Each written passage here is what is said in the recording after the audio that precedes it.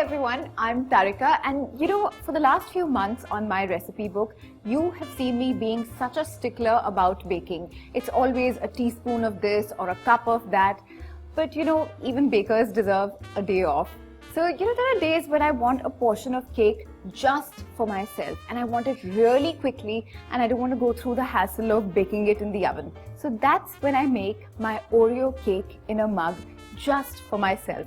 Now this is unlike any cake in a mug recipe that you would have ever seen, so you definitely want to stick around and know how to make this one. So like all good recipes, this starts with just quickly greasing the cup I'm going to make this cake in.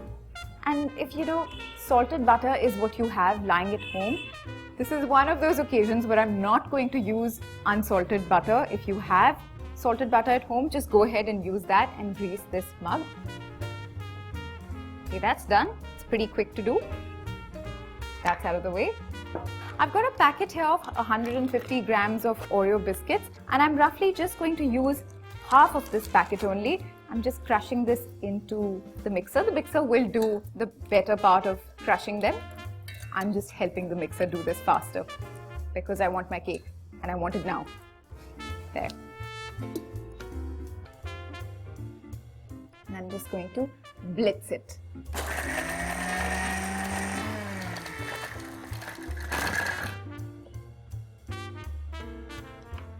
So you're going to see that this is pretty much crushed up. The bits that are left like that, just use your fingers to crush them as much as you can because they will get blended completely when we add the milk. Okay, now is when I'm just going to quickly add a good pinch of salt. So the Oreo biscuits can be really sweet, so you need a good pinch of salt to balance that out. And just a quarter of a teaspoon of baking powder and half a cup of milk. Now this is regular whole milk that I'm using here. And it's time to blitz again.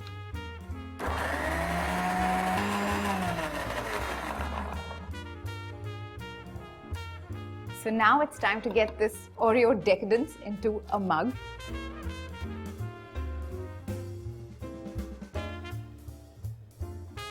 I'm just about 3.5 to 4 minutes away from having cake in a mug.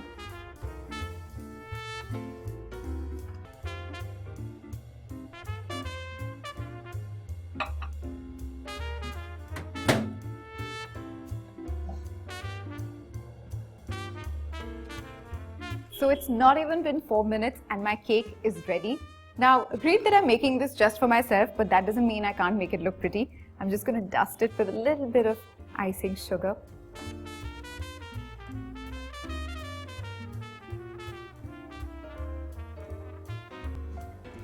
I can't wait. I'm just going to dig in. Tarika, subscribe. Yeah, subscribe to the channel. Tarika, like. Like the video.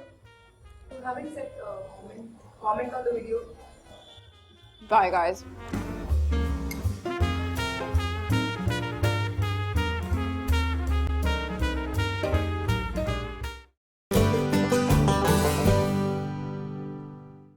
If you're ever in Kerala, you'll notice that every few kilometers there's a hand cart which dishes out the most amazing food. Today what we're doing is a recipe from these hand carts. We're making something called egg roast or mutta roast, how you'd call it in Kerala. This recipe is a favorite among truck drivers, daily wage workers, and of course people like you and me. To start with, pour some oil. I'm using coconut oil here, about 2 tablespoons. Once the oil is hot, you can just add some finely sliced onions.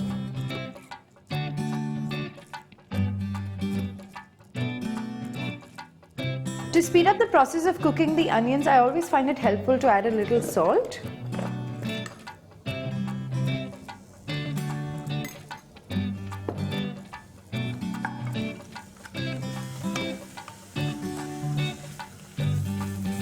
So now you can see that my onions are cooked. To this I'm going to add some finely chopped tomatoes. Next I'm going to add some finely chopped ginger. I've also finely diced garlic and some curry leaves. Give it a good stir. To this, we're going to add some turmeric powder, just like half a teaspoon. I'm going to add some chili powder, about a full teaspoon of chili powder, 1.5 really. I'm going to add about a teaspoon and a half of pepper as well. This is a slightly spicy sort of curry roast kind of a thing. So, you know, if you want to go easy on the spices, you can do that. So just give it a good toss and mix it really well because you want the rawness of the masala to go away. Now to this, once it's all mixed up really well, I'm going to add some water. Just a little bit, you don't want too much water in this. Just to help bind it all together. So once you've added the water and mixed it together, just give it a few minutes of rest on the pan itself on low heat. So now that my masala is sizzling really well, I'm going to take some boiled eggs and just make tiny slits into it because you just want the masala to sort of seep inside. Okay, just coat the egg with some masala. The egg is not going to be completely filled with masala inside, but that's not what we're aiming to do either. So don't worry if you feel like you can't get this process completely right. Just let the egg stay in the pan on a low flame. Just coat the egg with the existing masala and keep it for maybe a minute at the max.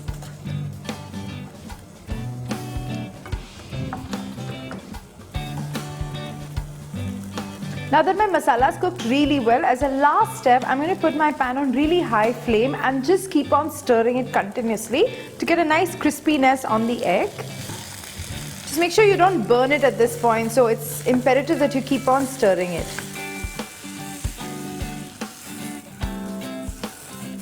So now my mutta roast is done. I'm quickly going to get it ready to be served.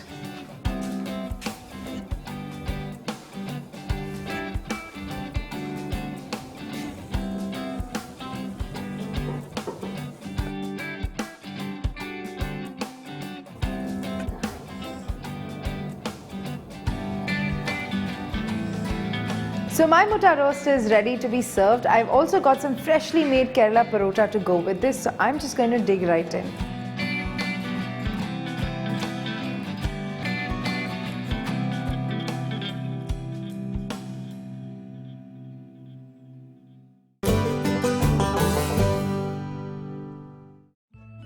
Hi guys, welcome to my recipe book with me, Tarika. You know, so I look forward to Christmas morning all year round, because that's the time that I can enjoy a really nice chilled out breakfast with my family. And that's the time that I love making my French toast recipe.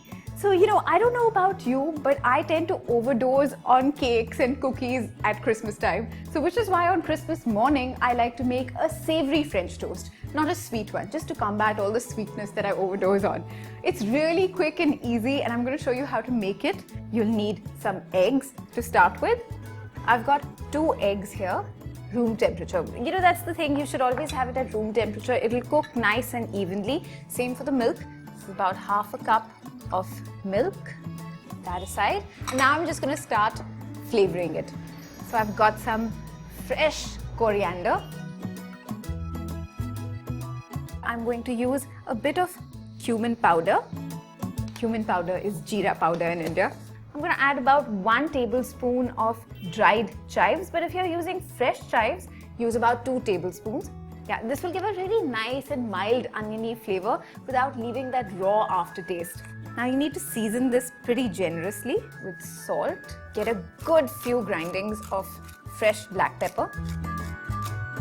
Okay, that should be good on the pepper. I don't want to overdo it either. And now we're going to whisk this. We're going to break up the egg and get everything mixed together really well. But don't over whisk it. You don't want an over whisked custard. And that's it. We're done with this. Now I'm going to get on with making the toasts. So now I'm just going to heat up this pan. Got some olive oil. Now since this is a non-stick pan, we won't need much oil. I just want to spread it around. And while that pan is heating up, I'm going to get the toasts ready. So this is just regular bread that I'm using, regular everyday bread. But if you want to use any fancy bread, you can do that too. Now I'm just going to dip this in the custard. So you want to use slightly stale bread, about a day old or so, not fresh bread, because that will break up completely in the custard. It'll just get mushy in this custard that we've made. A slightly old bread, about a day old, will just soak it up enough. And you want to pull it out before it breaks up and falls apart. So now I'm just going to put this in the pan, which is nicely heated.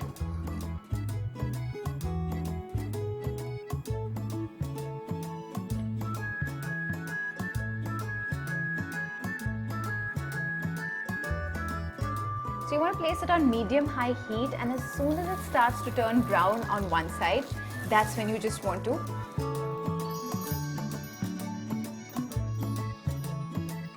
This is so beautifully browned, it looks gorgeous. And now you want to let it cook on the other side. So now I'm just going to continue slicing up some more bread.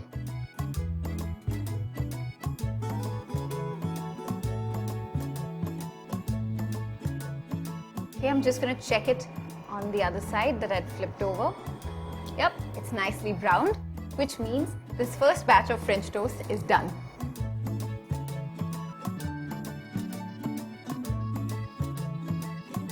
Just add a little bit more oil and just continue cooking.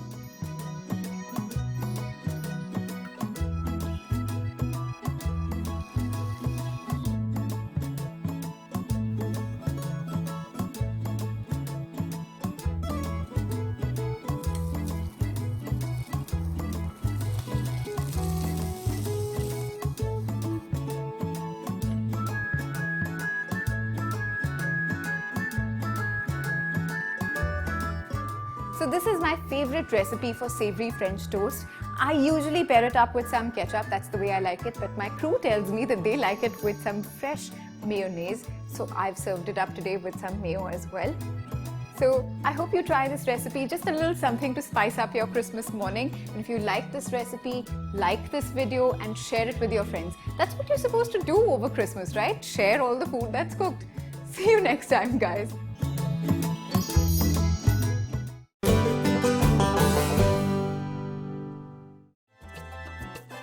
Hi guys, welcome to my recipe book with me, Tarika. So today I'm going to make a salad with very classic Mexican flavors.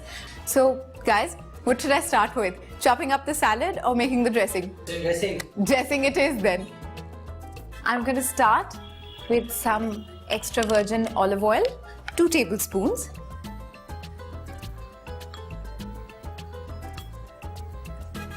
And to this, I'm going to add some fresh coriander, which I will just chop up slightly finely.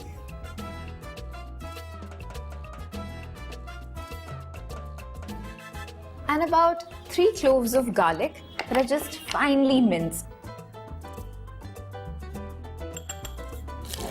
And now I'm going to add some dried oregano, just about 2 teaspoons of it.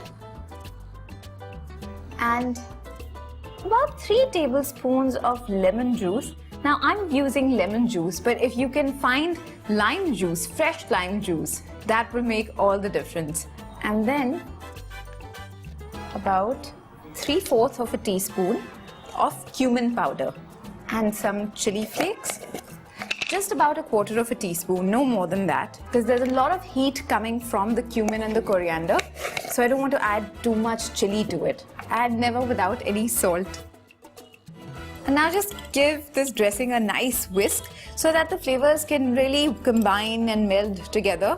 And like all dressings, the longer it sits, the stronger the flavors get. So I'm just going to move on to chopping up the salad. I'm going to start with the lettuce. This is just about 200 grams of lettuce that I'm just going to roughly chop into bite-sized pieces. You know, it's very important to chop up the lettuce into bite-sized pieces because, you know, I'm pretty sure we've all been to restaurants where you've been served a salad and the lettuce is just too big and clumsy to eat. That's not a pretty picture. So don't do that when you're making salad at home.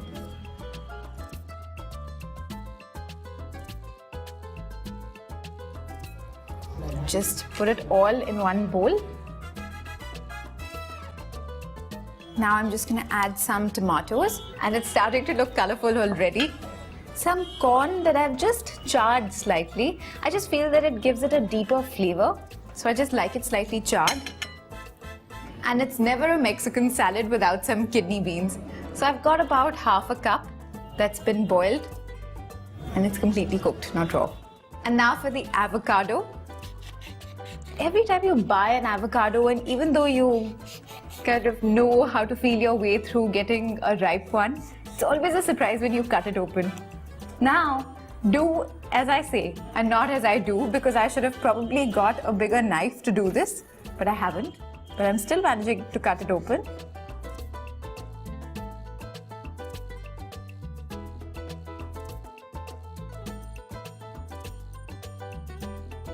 And just scoop this out and add it to the salad.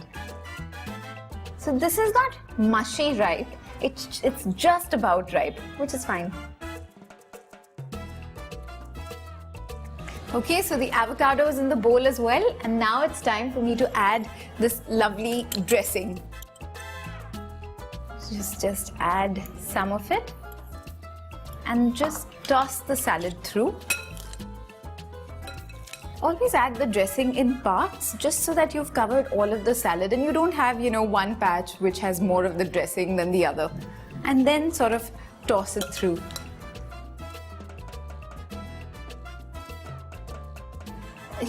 Just as I'm tossing the salad, I've just remembered that I completely forgot to add the spring onion to it. But, it's never too late. I'm just going to add it right now. Just snip some of this in and just continue tossing. So the salad is really well tossed through and I'm ready to serve it. So I'm just going to go ahead and do that.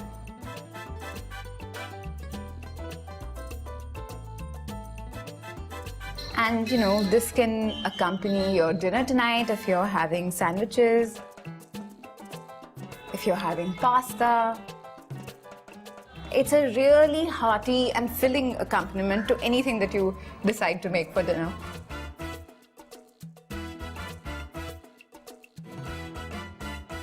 So guys, my Mexican salad is now ready, and I promise you, just one bite of this and you'll realize just how Indian the flavors are. Now, while you're busy making this Mexican salad, don't forget to subscribe to our channel, like this video, and also share it with your friends. Be back here next week for more such recipes. See ya!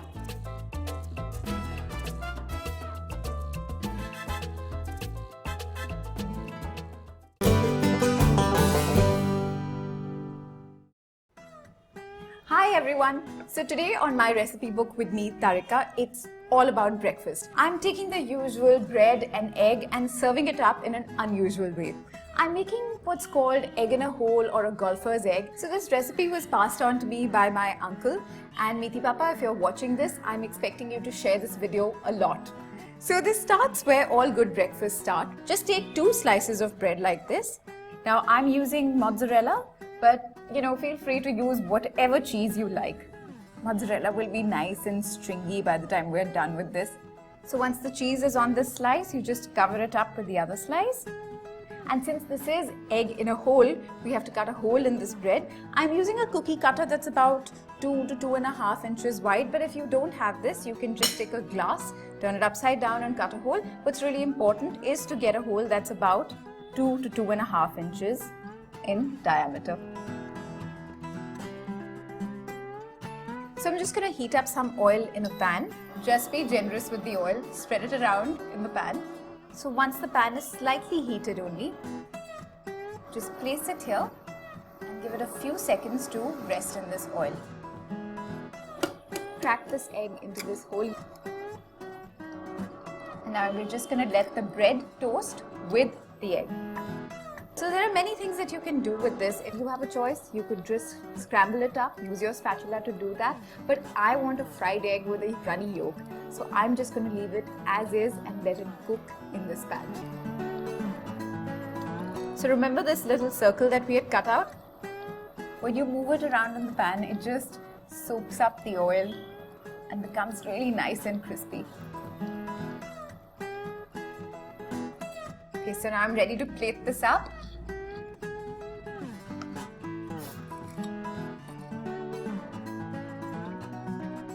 So this toasted piece of bread with nice stringy mozzarella inside. Now I'm just going to season it with a little bit of pepper and some salt. Now how can I make this better? I think I'm going to add some nice roasted tomatoes to this. I'm just going to nestle these in. So egg in a hole, golfer's egg, whatever you want to call it, you've just got to try this for breakfast. I'll see you next time, guys. Bye.